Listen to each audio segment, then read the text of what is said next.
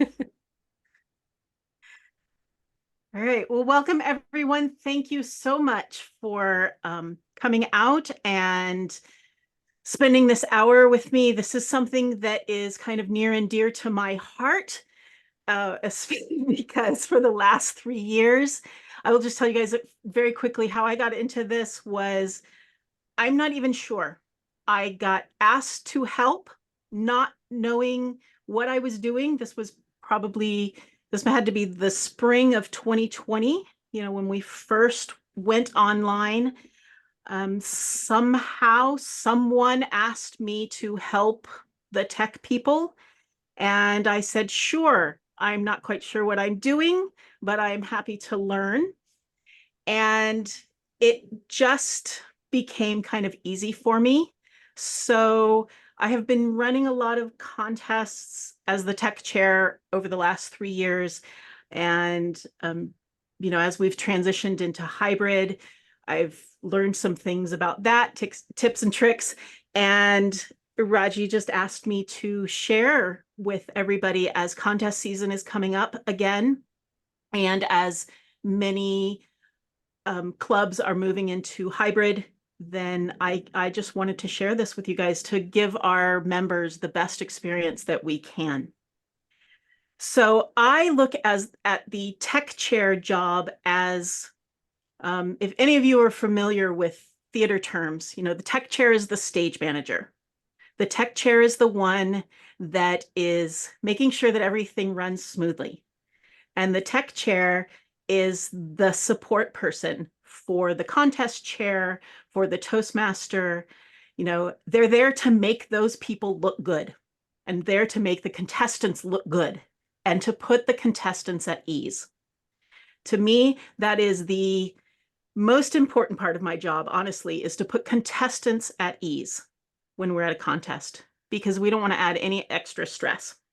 So I have discovered some ways to just kind of make contests run a little bit smoother. But before I start all that, I want to ask, I kind of want to get a sense of who's in the room, what your experience is with Zoom, with running contests, with, running your meetings as hybrid. So who feels like they've got a pretty good handle on it? Raise your hand. Yeah, Ken. I know Ken Solazar. Yeah.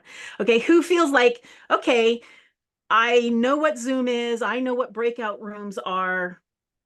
I can at least do those things. Yeah. Okay. Great. And who has absolutely no idea, like, what you're doing on Zoom? You've never started a meeting. Okay. So people have at least like started meetings and you know what Zoom is. So great. Okay. That's good. I have shared in the chat kind of an outline and something you guys can take with you as reminders of just kind of some best practices when we're running contests. Again, I'm gearing this most towards running contests as contest season is coming up.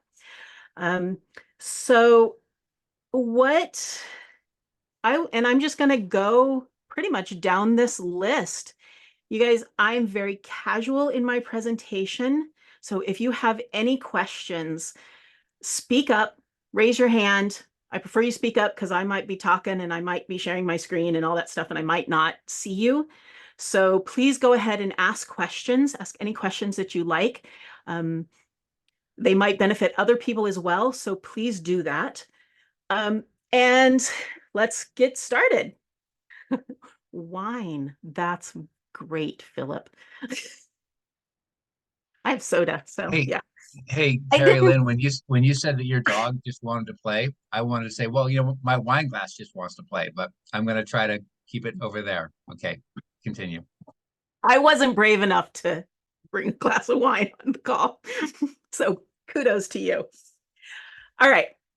The first thing I want to say, make sure that you have the latest version of Zoom. If you don't know, the best way to find out, actually, you know what? I'm going to back up. There are two ways to access a meeting. You can access through a web, oh my gosh, what am I thinking? Like the website, the Zoom website, through Safari, through Chrome, or something like that. Or you can access it through the Zoom app on your computer or on your phone. I'm going to share my screen, and I'm kind of going to share, I'm going to just share my desktop so that you guys can see. Can you all see my desktop? See yourselves? You know, we get into this meta place here where we can see ourselves. All right, so what I'm using right now is the Zoom app on my desktop. My cursor down here, I keep the Zoom app in my dock and I use that. The other way that you can access Zoom, and we're going to be talking about both places here, is I'm going to stop my screen here. I'm going to share my other screen because I got two computers going on here. This is me sharing it through Safari, through macOS. I went to zoom.com and I logged in. I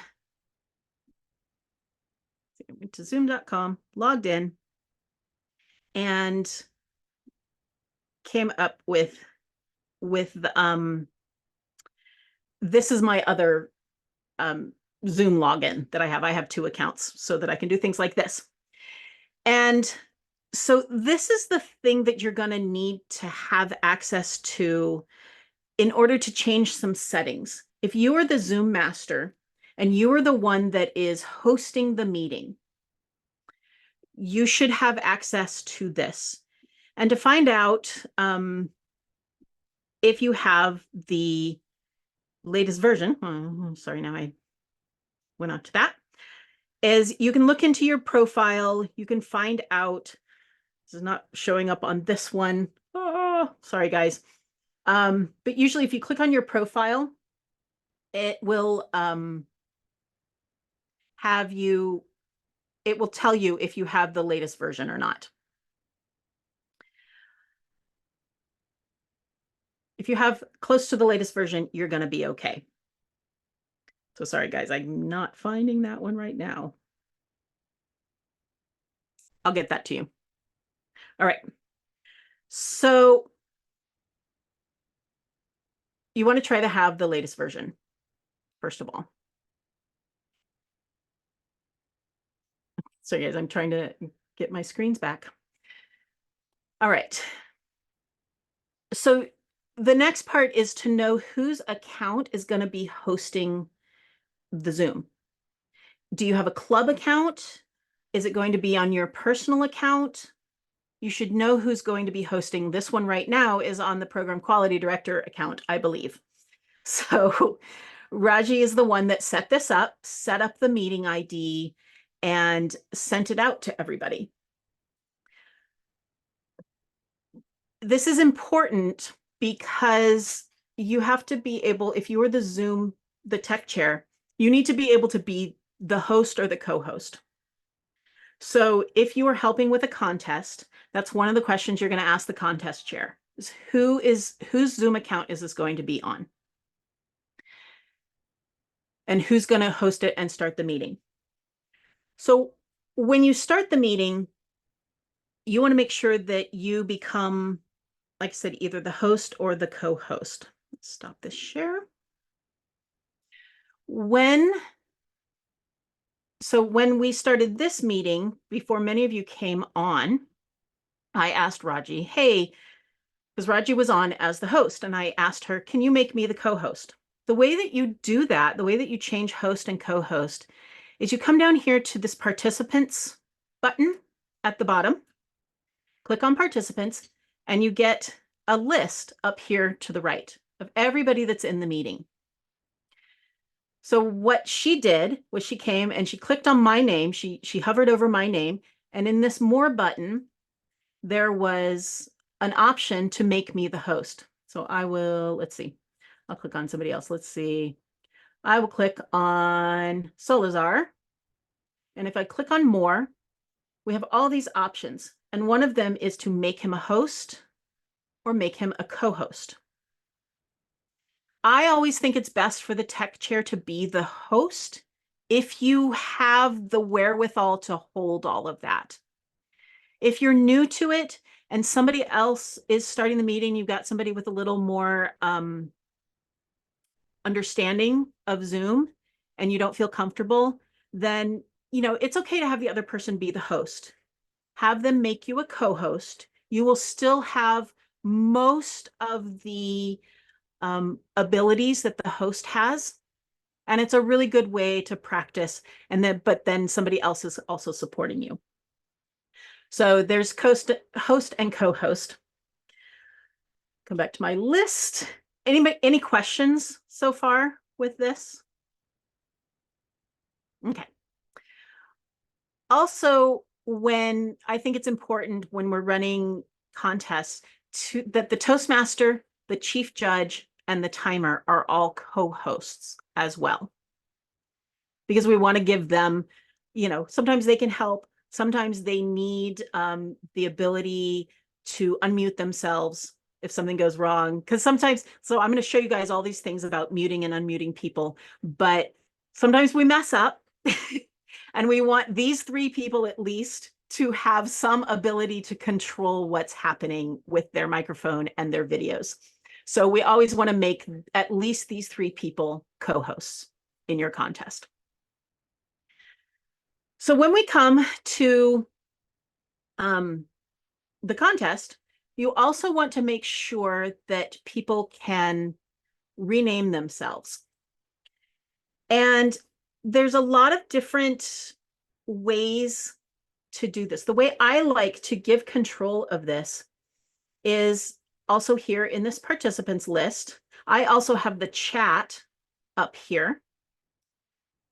So what I did was I clicked on the chat button. It goes away if you click it here, click here. So you've got this kind of split screen here where you can see participants and the chat at the same time. But you have these controls over here, which is mute all. This is if everything goes wrong. And you can't, what happens, I never use this button, I will say, because what happens is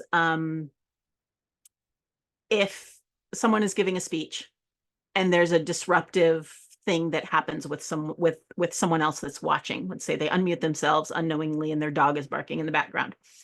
The panic thing is to mute all, because sometimes it might be hard to find that person. But what you do is you mute the contestant. So I try to avoid this mute all button, but it's a panic button. It can happen. It's not the end of the world. Yes, Salazar. I wanted to mention in line with that, while people are looking at your screen, if they notice that Kari Lynn is at the top unmuted because she's the host, but you notice I'm unmuted. You can see me unmuted. You can see my microphone going up and down. So you can find the person who shouldn't be speaking without muting all. Yeah. Yeah, that's very good. That's a very good point. Thank you. Yeah, it's true. If someone unmutes themselves, so I encourage anybody, just unmute yourself. You don't have to say anything, just unmute yourself. So Jim unmuted himself. As soon as you unmute yourself, you get put up to the top of the list underneath all the co-hosts. Hosts and co-hosts are always going to be at the top of the list. But then anybody who unmutes themselves, whether they're talking or not, is going to jump up to the top of that list. So I always keep this participant list open because I find it easiest to find people in that.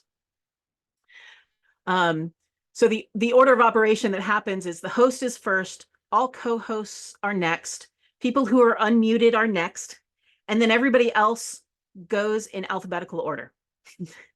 Whether they have their video on or not. Because as you can see, if I scroll down here, some people have their videos on. That's, where you see I'm pointing like you guys can see me. Because if I scroll over it, it covers up. But as you can see, so Ken's name, his video is on, but he's muted. So everybody is alphabetical after that, whether they have their video on or not. So thank you, Solazar. That's awesome. So to have some control over this, you click on this More button, you get this list of things that can happen. And some of these are really important. When we're running contests, this is up for debate, what we allow people to do. When we first started running contests, what we were doing was unchecking this allow people to unmute themselves, because we were so afraid of people accidentally unmuting themselves and not catching it and it being a disturbance. So we wouldn't let anybody unmute themselves.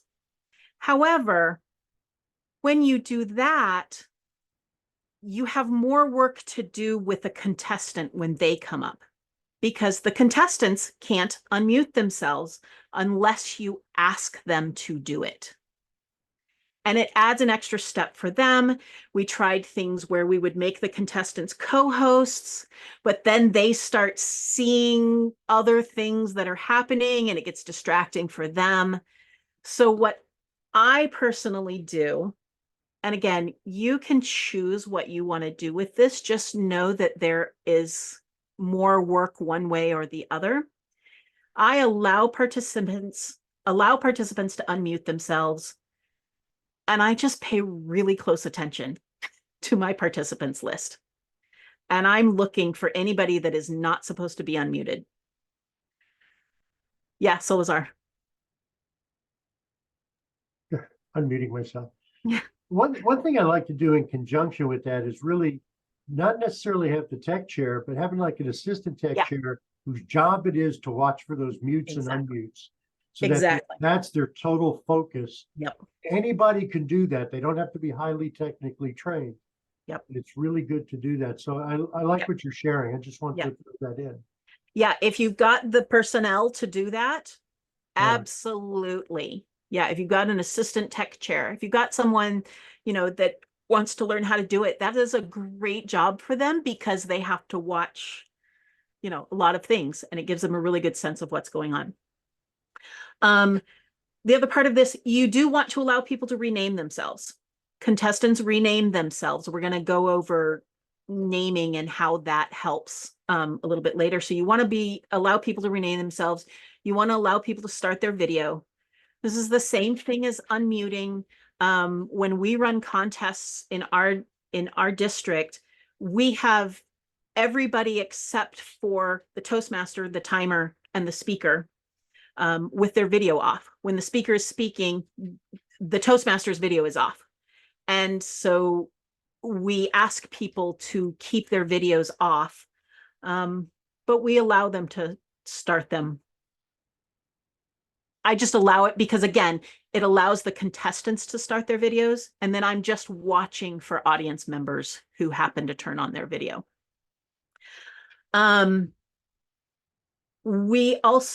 This button is really important, this mute all upon entry.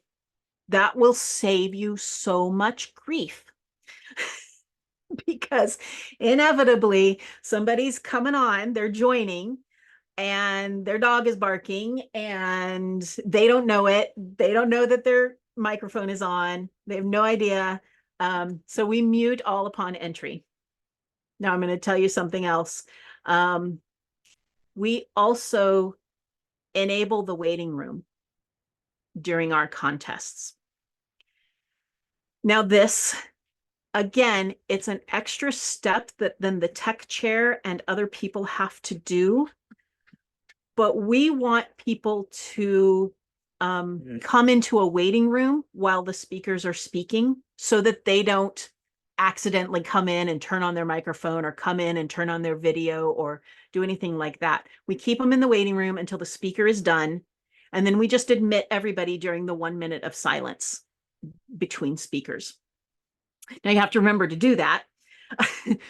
It's pretty easy, because what will happen is if somebody comes into the waiting room, a blue message will pop up right here at the top of your screen for every host and co-host. So again, this is why we don't make contestants co-hosts anymore, Because imagine if you're a contestant and you're speaking and this message pops up that so-and-so is in the waiting room. And then another one, so-and-so is in it's very distracting. So we try not to do that with people. But what happens is then during the 1 minute of silence between speeches, there is just an admit button. It's a blue button. It says admit. You just admit them. It also, people in the waiting room pop up here at the top of the participants list. And there's a button to admit all, or you can admit people individually. So love the waiting room. Very good feature on Zoom. Kari Lynn, is that yeah. something the assistant tech chair can do? Absolutely. That Salazar was Yeah. talking about earlier? Yeah. Okay. So see, somebody just popped into the waiting room right here. Oh. You guys can see it. You can see it on my screen. Somebody popped in. Catherine popped in. So here's an admit button. It's here. It's also here in the top of the participants. Easy. You can admit them from either place. Yeah. And another thing, Kari Lynn, as you know, you can communicate to the people in the waiting room. Absolutely. Yep. You can send them a message and say, we'll admit you as soon as speaker's done speaking. So they don't think you're ignoring them or something. Yeah. So right down here, before I admit them, I'm going to show you guys. This is that was serendipitous timing. If you come down here to your chat. So again, I keep my chat open as well. Waiting room participants right here. And so, yes, I will send them a message and say, we'll let you in a few moments when the speaker is done speaking. But I'm going to let them join us. We're going to applaud them as soon as they connect to audio, because they can't see. You can see she's connecting to audio right here. Come on, Catherine. There we go. Woohoo! All right.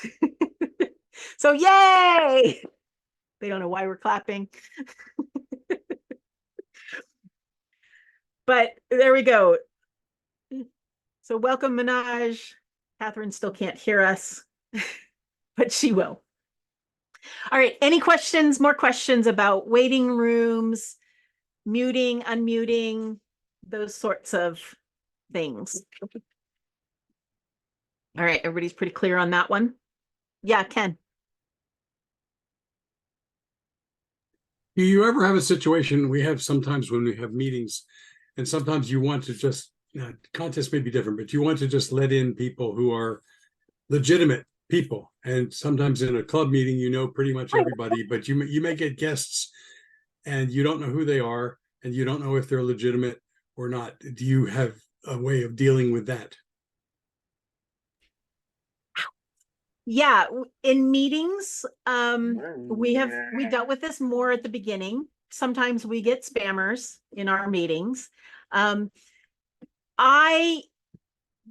am particularly vigilant about that with new people. I have found that I have a really good sense of the troublemakers and the ones that aren't. So we always introduce people at the beginning, invite them to say something, it just depends on what their response is as to why they're here. I can tell. And so I just watch them. And if I see anything start to happen that's weird, you can put them in the waiting room or you can kick them out of the meeting if you want. So again, you come up to your participants, click on more. You can put in waiting room if your waiting room is enabled, or you remove them. You just remove them. Yeah. And that's how we deal with it. During contests, it's never been a problem, I think, because we have registration for the contest. Right. Although I would say for our meeting, we also have registration for our meeting, but do you have anything else, Ken, that you guys do, or? No, we've run into bad people on occasion. Yeah. Salazar. So one contest, Ken, early on one contest when everybody was very concerned about that, not for the meeting, but for a contest. We actually had somebody with the registration list that would watch everybody come in to admit them. Yeah. You know, if that's a concern for a contest. Yeah. But we stopped doing that. It just was a lot of effort for no return. Yeah. Yeah. It's a lot. Yeah, I tend to just because we are, 3 years in, I turn off the waiting room for a contest. I turn off the waiting room while people are joining, and then I turn it back on during the contest. Now the thing is you've got to remember to turn it on. So you put it in your script, you put it in, and so with this document here that I have, I put it in here. It's in this settings, enable the waiting room right here. So you guys are welcome to take this document. I can email it to you if you want as well, but you should be able to download it from the chat. I will put it in the chat again for those that just joined us. Sorry.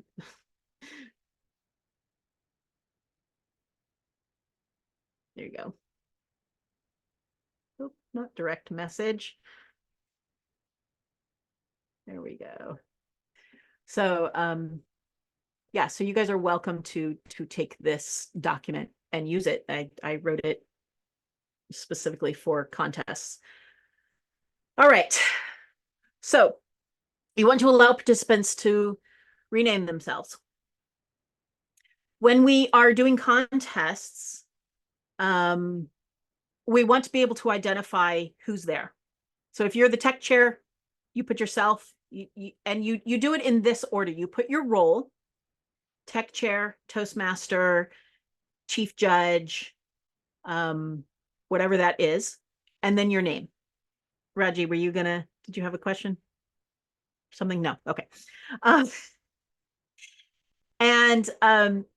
So you want to have all of the roles defined and the contestants as well. You want them to also identify themselves with the contest that they're in. And usually we use a 2-letter identifier, IS for international speech, TT for table topics. What else we got? EV for evaluation. What else do we do? Humorous, HS for humorous speech. You guys get the idea. But you want them to do the contest that they're in, the speaking order that they are. So it might be like HS1, HS2, HS3, and then their name. So the reason is, remember how I said everything goes alphabetical here in the participants list? You want to be able to find people in the list in case something goes on, if somebody can't unmute themselves or something like that. Now, the important thing is you allow people to rename themselves, but I find that as the tech chair, in order to make this alphabetical thing work, because this is how alphabetization works, is that it has to be in the same format for everybody. And that includes dashes and spaces and everything. So some people will do HS number 1 space and then their name. And the next person will do HS2 dash space and their name. And somebody else will do something else. And they all think it's the same, but it's not. So you will discover this. And just go ahead and correct it if you want, or ask your assistant to correct it if you want. This is all something that can be done while while the rules are being read, things like that. It's a great use of your time. So we want to have contestants rename themselves. Post it in the chat. Give them the layout that you want them to use, and say it as well for them to rename themselves. All right, any questions about that? Do you guys all know how to rename yourselves and how to tell people to rename themselves? There's 2 ways. I'll say this for the recordings purposes. I'm going to pick on Solazar again. So one way is I'm here on Solazar's little window. And as you scroll over it, there's 3 dots. And if I click on the 3 dots, again, all of these things, these same things come up that come up in this participants list. One of them is rename. So I can rename him if I want. So, you know, Solzar Della Porta, Black Cat. I can't even spell this name or this word. That's not it. You know the word I'm going for. I don't know. Black Cat Extraordinaire. We'll just do that. You guys are going to see my typing skills. I don't even know if that's spelled right. But there we go. He is renamed now. We see it. There you go. Solazar, you can change that as if you want. So you can do that again with this 3 dots or here with in the list. All right. So name changing. We talked about muting and video in here. The same thing goes with the chat settings. The chat settings are here. The chat settings are on these 3 little dots down here in the chat window. You have to open up the chat window to find them. But same thing, participants can chat with, usually we say everyone and anyone directly. You can change that if you'd like. Sometimes if people are chatting a lot during contests and it's getting distracting, I might change it to host and co-hosts during, you know, if I have the capacity to think about that, I'll change it maybe during a speaker and then try to switch it back.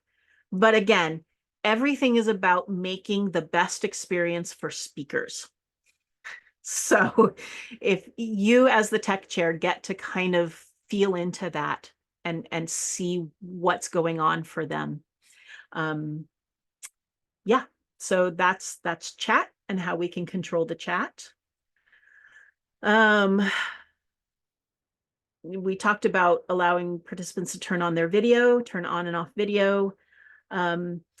If, this is one thing I forgot, if you have the setting that does not allow people to unmute themselves. So if we turn this off and this off, no one can unmute themselves or turn on their video unless they're a co-host. So if you happen to do this and you're in the contest and you forget, what's going to happen is the contestant's going to be called up and the Toastmaster is going to say, please turn on your video. And they won't turn on their video and they won't unmute themselves. And then they're going to get panicked. And then you're going to have to go in and let's see who is here. Jim, I'm going to pick on you. You have to come in here then and come to our little spot, or you can do it on top of their little video square. And you can't do it here. Sorry. Come over here. See how it already says ask to unmute? You would ask Jim to unmute. And his video is, I don't even see it. That's interesting. Okay. We're going to ask him to unmute. There he goes. He did that. And The there's- video is still black. It's still not coming on. So I think we have to actually then go back and change the setting. Let's see if that will. There we go. Yeah, you have to have that allow them to start the video in order to ask them. Yeah, there's Jim. Sorry. There's probably anything else too. Say that again. And there's problem. Is that an individual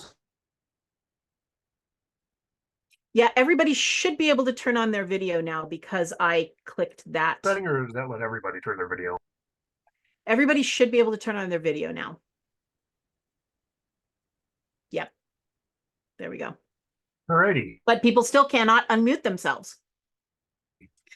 Right? Because I've got this unchecked. When I do that, now it's checked. Now you guys can unmute yourselves. So it's just, again, very important that if you're going to change those settings, that you keep track of what's going on there. Okay. All right. Whew. How's everybody doing? I know this is a lot of stuff. It's taken me 3 years to learn all of this, and we're doing it in an hour. Woo! All right. The next thing I want to go over is spotlighting versus pinning. This is another really kind of important thing, especially if you're recording. This is kind of as much for the audience as it is for the contestants. Who knows what the difference is between a spotlight and a pin? Anybody want to? Ken, go ahead. Pin is what an individual can do for themselves, and spotlight is what you do for everybody. Absolutely. Yep. So I'm going to come up here and pick on Raji. Oh, no, because Raji turned off her. You cannot spotlight someone if they don't have their video on. Is that okay, Raji? You can turn it off. I can pick on somebody else. All right. So I find it, again, easier. I find it easier to spotlight someone from their window. So we come up here. Here's our handy dandy list. We have the option to pin or to spotlight for everyone.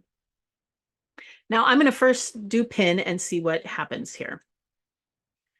So when we pin her, you guys see what this is what it looks like on my screen. This is what it looks like on your share. You're still seeing my share screen, so it's going to look a little different.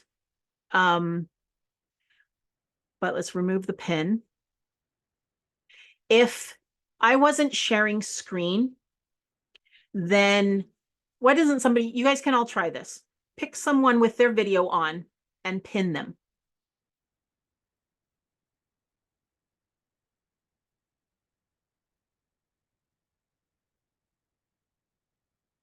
Tell me who you have pinned. I have Philip. You have Philip pinned. Okay. I pinned Ken. Okay. Gotcha, Ken is Ken. pinned. I pinned Ken too. Okay. I've been Kathy. Okay. So each of you has a screen that looks different than other people's. And that's the difference. If I sit here and I spotlight Solazar, you're all seeing the same thing. That's the difference. So this is what we want to do during a contest is we want to spotlight our speakers first and foremost. We want to spotlight our Toastmaster when they're talking. We want to spotlight the timer. Now, the cool thing with spotlighting is you can add someone. Add a spotlight. Now we see 2 people. You can add another spotlight. Now we see 3 people. This is what we do during the interviews. This is also what we do when the Toastmaster is introducing. We also spotlight the timer as well, so that we make sure that the speaker can always see the timer. This is something we've kind of transitioned to in the last few contest seasons. We used to just ask the speaker to pin the timer. And again, it just kind of, we want to make it as easy for the speaker as we can. So we've just decided that, we're going to spotlight the timer, spotlight the speaker. Everybody can see both of them. In the same way, now I'm going to remove Kathy's spotlight. We remove her. We remove Philip. Solazar is still spotlighted. But the other cool thing is you can also replace the spotlight. Just like that. Quick, easy, So you guys, I encourage you to just kind of mess around with that. That one's kind of just something, play with it. Ask your club members if you have a Zoom account and you guys use Zoom and you're going to prep for a contest, ask your club members if you can just play around with spotlights and adding and subtracting and all of this stuff. I really encourage you to do that. If we have time at the end here, you guys can play around with that too. Yeah, Ken. I know for a larger contest, a division contest or a district contest, when you have lots of people, Mhm. and it makes a lot of sense to just spotlight a couple. But I know last year when we had I think it was the Fall Fusion or whatever they call that, and we had humorous contest or something. People in my small club did not like speaking just to a blank camera and just a timer. And so they wanted to keep everybody in gallery mode on the screen because there were few enough of them, they could still see the timer and see the timer square. And I just wondered what your philosophy is about that. I think that if a contestant wants to do that, I think we can, let's see, let's play with that. That's a really good question because I think if a contestant wants to do that, so I'm going to spotlight some people again here. I'm going to spotlight Solazar is going to be our speaker and Philip is going to be our timer. So we'll add the spotlight. So here we go, speaker, timer. Now you guys can go in and play around with pinning. You guys can see people up at the top without their videos on. Now, the thing is, we do ask people to turn off their videos as the audience. And so there isn't much choice to look at for that. And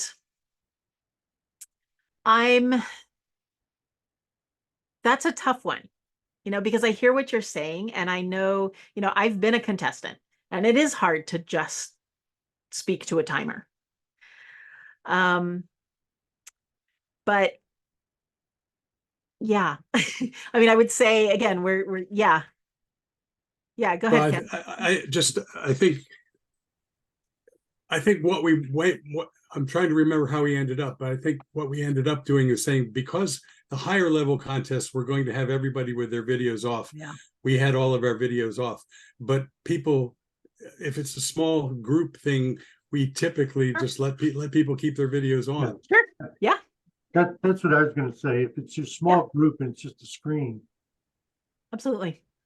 Yeah, I think that's fine. It's, yeah, again, yeah, I'm speaking from from that point of view of just trying to make everything smooth. And the reason we have everybody turn off their videos, some of it was bandwidth, honestly, particularly at the beginning, because sometimes it actually does cause a bandwidth problem if all these people have their videos on. But yeah, I mean, I like that solution. Sure. At the club level, maybe even at the area level, if the area decides to do that, then I think that's perfectly fine. That's up to the contest chair. Yeah. Doesn't bother me. Yeah. There was another hand raised. Yeah, it's like the contestant also can change to the gallery view while speaking. So that's also one of the solutions, I believe, for this. Mhm. Yeah, contestant can come up here. We've got speaker view, gallery view. But as you can see, I mean, I'm in gallery view. I have it set in gallery view. But as soon as I spotlight people, yeah, essentially it goes into speaker view with those up on top. But Pramathesh, what we're saying is at our higher levels of contest, we don't allow anybody but the speaker to have their video on. So there isn't anybody to talk to. They're just, all we have is names. So yeah, so those are. And then one issue though that goes with that is that if you allow them to have videos on, you've got to ask people while the speakers are speaking to not turn videos off. Yeah. Because then it rearranges the tiles. Down. Yep. Turn videos on if you're off, Yep. because that could be distracting to the speaker. So Yep. that's the only issue. Yeah. And that's another reason that we started to spotlight the timer as well, because people think they have the timer pinned, which means it'll stay up here, but it doesn't, like, and then somebody, people turn their videos on and off, or people come and go, whatever, and then the timer moves. And yeah, so we're like, you know what, we're just going to take care of that. If the timer raises hands, though, it will put them to the It will upper- stay there. Yes, yes. That's it. Sorry, this is an old thing. I didn't add that to. Add this to your notes. Ask the timer to, in the reactions.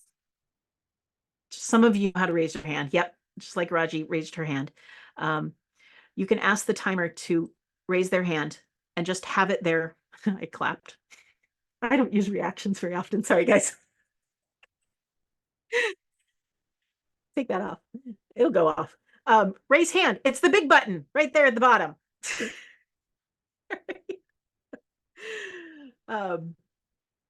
Yeah, so you guys can mess with all of these. There's all the emojis and all that stuff too.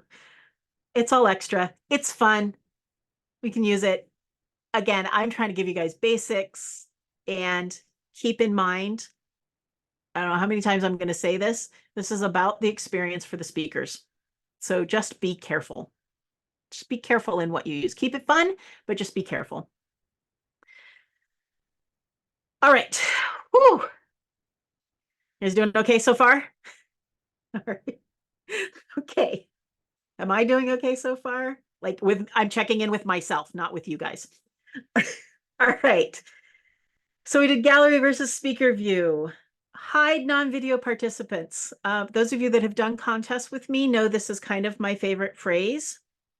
When we figured this one out, that was very fun, because when you have in the mindset of keeping distractions to a minimum, when everybody has their video off and you do this thing called hide non-video participants, which is right here. I'm going to do this. Everybody that has their video off disappears. To get them back, show non-video participants. They come back. But again, this was in the spirit of decreasing distractions to a minimum. Now, again, I know people want to be able to talk to something. So maybe your contestants want to know that people are there. Great. They don't have to do this. Yeah, Ken. So again, this is something each individual does, Right. not something that you can do That's for something everybody. that each individual does.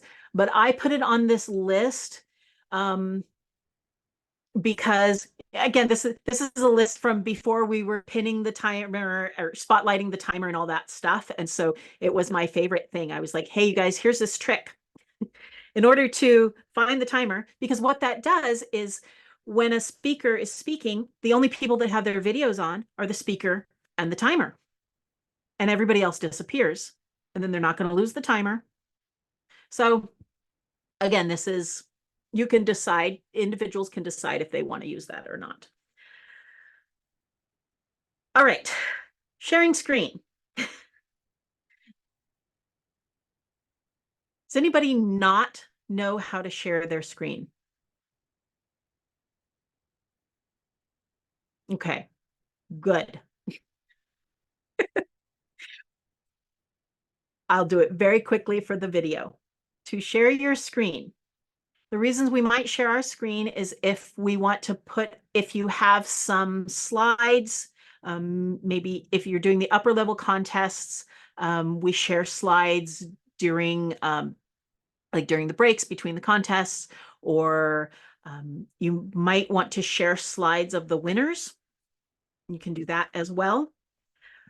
So to share your screen, I'm already sharing, so well, let's see if it works. You're going to click on share screen and it's going to give you options. Now, if I had any other windows open, then it would give me all of those options. I don't right now, so it's a little hard to say. If you want to share music, this is a bonus. I like to share music. I like to play music before contests. It's really fun. You have to make sure that you click on this button, or else nobody can hear it but you. So you click whichever screen you want to share. If you've got up like Google Docs or anything like that, anything that you want to share, that's going to be an option here when you click on this share button. You choose the one that you want to share. I'm going to keep sharing my desktop, and then you have to click the blue share button. Okay. Yeah, Ken. If you just have some background music you want to play, but it's not part of a slideshow presentation, how do you play that? You go to the advanced button and you just click computer audio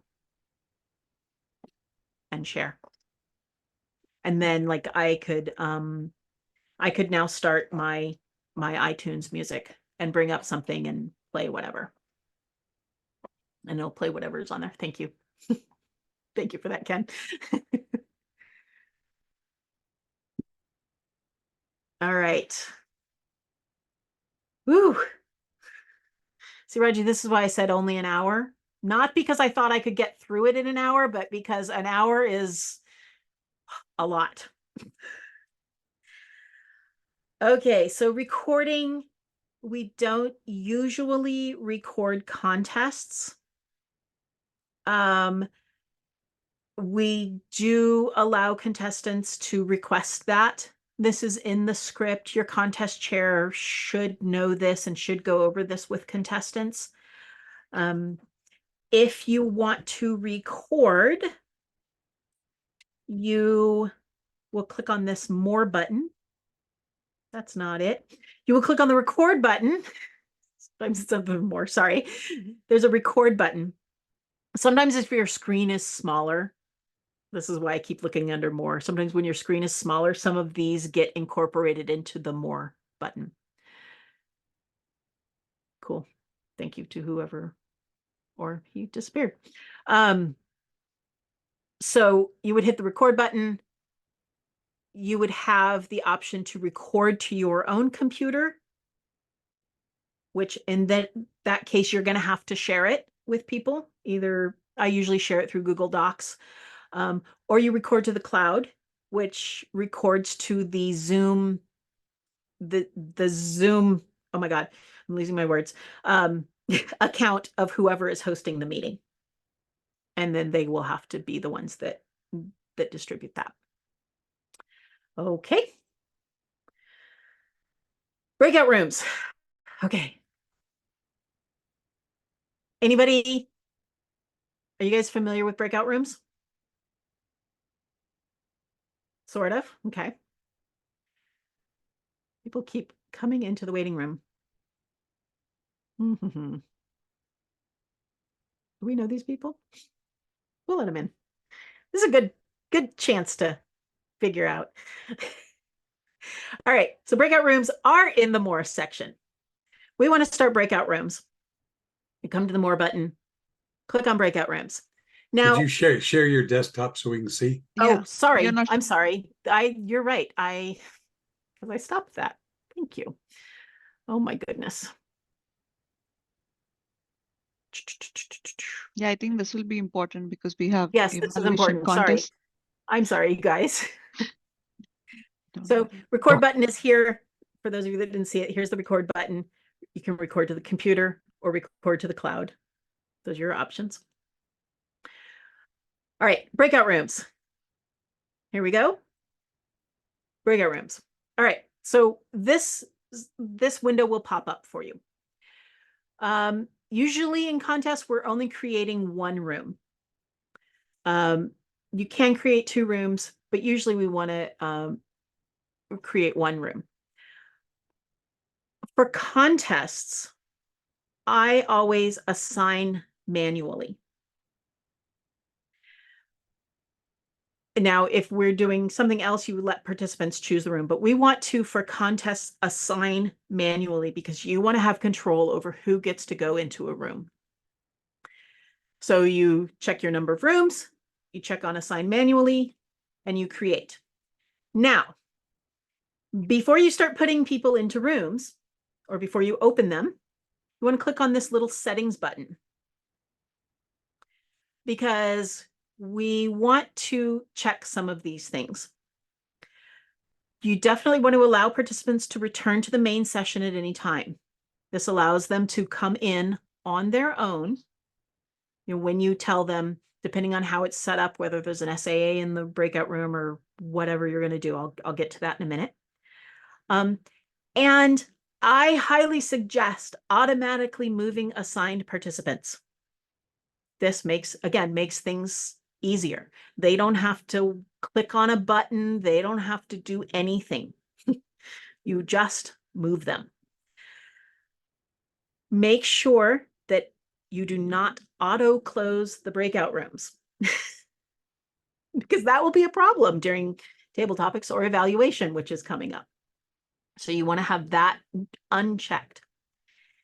And I suggest for contests that you actually set this to a pretty low number, 10 or 15 seconds, because you will be closing down the breakout rooms once everybody is out, because you're going to need to reopen them, sometimes with different people in them, the ballot counters, the chief judge, sometimes the judges, if that's what's needed.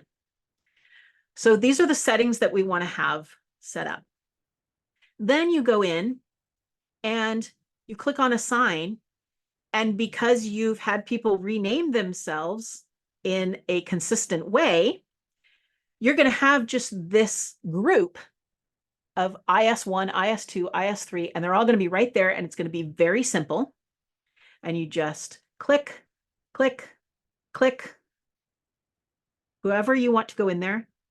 And then, so you can preset this up as the rules are being, let's say for the evaluation contest, you're going to be moving participants or contestants into the breakout rooms. So I would set this up maybe during the speech that they're evaluating, but you got to be very careful not to open the room until you're ready for them to go into the room because you've set them to go in automatically. So if you open this room in the middle of the speech that they're supposed to be evaluating, there's going to be some problems. Okay, so you have to be very careful with that.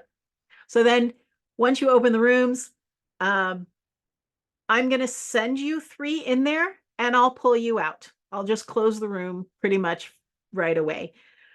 But we open the room. They should go in. See? And there they are. Now, you can broadcast to people.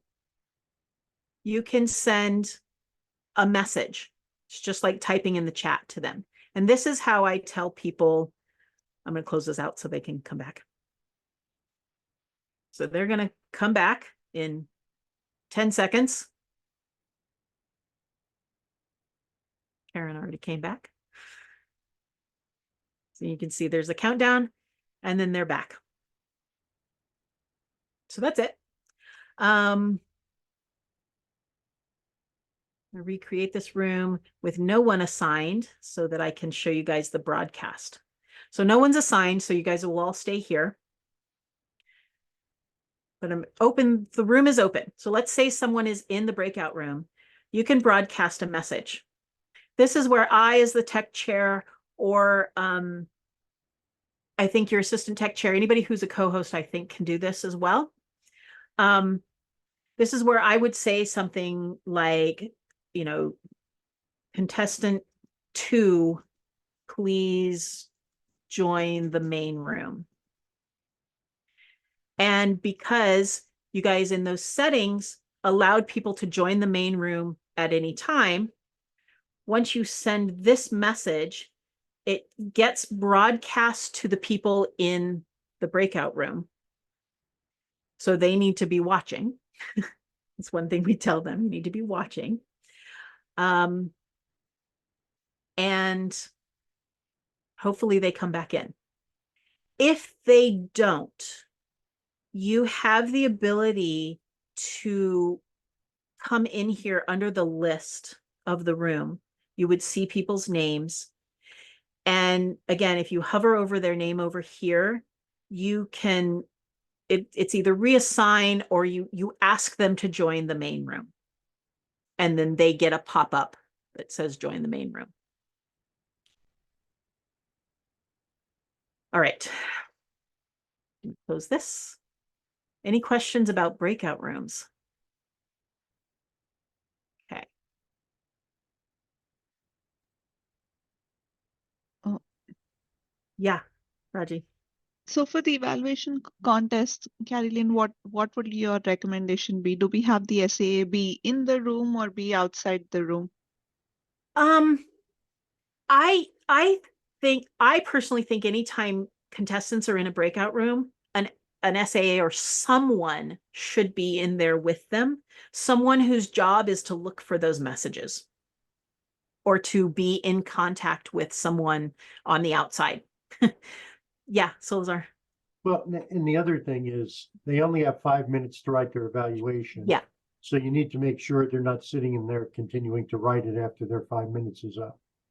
Yeah. It's not the same with table topics, but for Right. evaluation. Yeah. Right. Yeah. That's one thing. Yeah. And, honor system. Again, sometimes that's not possible, in small clubs or whatever. But if you have an SAA, I actually do recommend the SAA goes in with them. Again, because then the SAA is the one that gets to be vigilant about what's happening, and the contestants don't have to worry about it. That's just always my philosophy. And that's up to the contest chair. Yeah, so. All right. Close this so we can see. Ooh, all right, we're almost done. Look, we're almost done. Because we already did number 12. All right, so the last thing with that I have discovered as the tech chair is it's important to get with your contest chair and your Toastmaster to understand what the flow, I say flow of the contest, but it's the flow of the contestants. Again, to make it look good. Again, I've had 3 years to practice this. There is a script that the district has for contests that you all should have access to. Every contest chair should have access to. Every club has access to this. If you don't have it, Raji can probably get it to you. I can get it to you. And in that script, there's this very specific way that we introduce contestants. Have you guys all seen this? Like, it's supposed to be the same way every time. Contestant number 1, are you ready? Yeah. By this point, hopefully the contestant has turned on their video and unmuted themselves. I try as the tech chair to spotlight them before the Toastmaster even says that. Again, because we're moving things around, we're spotlighting. I want them to be able to, once they say, yes, I'm ready, I want them to be able to then not have anything change. So I try my best to do that. So it's contestant, are you ready? Yes, I'm ready. Can you see the timer? They should be able to see the timer because the timer is going to be spotlighted. Yes, I can see the timer. Timer, are you ready? Yes, the timer's ready. This whole time, the Toastmaster also is spotlighted. So you've got this very small window. The Toastmaster says, introduces them. Contestant number 1, Philip Plath. I love my glass of wine. I love my glass of wine, Philip Plath. That second, I'm hovering over the Toastmasters little 3 buttons to remove the spotlight because I want to do that as fast as possible so that it's not happening once the contestant starts talking. That's the ideal world. Doesn't always happen that way, but for the most part it does, So again, this is all stuff. Play with it with your clubs. You guys are welcome. If you ever want to practice any of this stuff, you are welcome to contact me. We can get together, and I am happy to train more people to do this because I have done so many freaking contests. No, I love it. I actually love doing contests, but more people should do this because it actually is really fun and it's really stimulating, and yeah, and it's very supportive of Toastmasters, and it gives everybody a really good experience. So I'm happy to help anybody that wants to practice any of this anytime. We can do it. Yeah, that's what I've got. I know we are over time. I apologize for that. That's very un-Toastmastery of me. But thank you all for your patience and your attention. Ken, yeah. Question. Yeah. Hybrid. Yes. Oh, yeah. That's right. I know Solazar is a master of how to get votes in from the judges to the chief judge. And I'm interested in any conclusions that have been reached about the best way to get votes in. Do you do it by text messages? Do you do it by chat? Do you do it by phone? How best to do that? How best to do that? And then if you're running hybrids, some of the contestants are in person and some of the contestants are on Zoom. Well, everybody's on Zoom, but some of the contestants are remote. So any thoughts on that? Because we haven't done that, I don't believe, in the higher level contests. They've all been Zoom so far. Yeah. I would, my recommendation on hybrid, and I haven't done a hybrid, so I want to qualify that there, is that my recommendation on hybrid would be to have kind of an assistant chief judge in the room if the chief judge isn't there, and assistant chief judge online if the chief judge isn't there, and have the 2 directions. One collects online electronically, one collects physically, and those 2 confer. That would be my recommendation, to just make sure one person's not trying to run back and forth across 2 mediums. And what's worked for me best, for me, not everybody else, is I've used text. Text works very well. I've used electronic forms online, which doesn't always work as well for me. And I've found that email worked best when I was just online. So I found having them just send me their first, second, third, in an email to me and the ballot counters worked best. But if I were doing hybrid, I'd want one person physically. It could be one of the ballot counters too. It doesn't have to be an extra chief judge, or vice versa online, that type of thing. And then everybody get together outside the room to confer between online and in person. Go ahead, Raji. Yeah, very quickly. This is based off my experience at 2 levels, one at the international semifinal level as well. And like Solazar was mentioning, email probably is the most preferred way because you don't want to identify your judges, especially the ones who are in the room.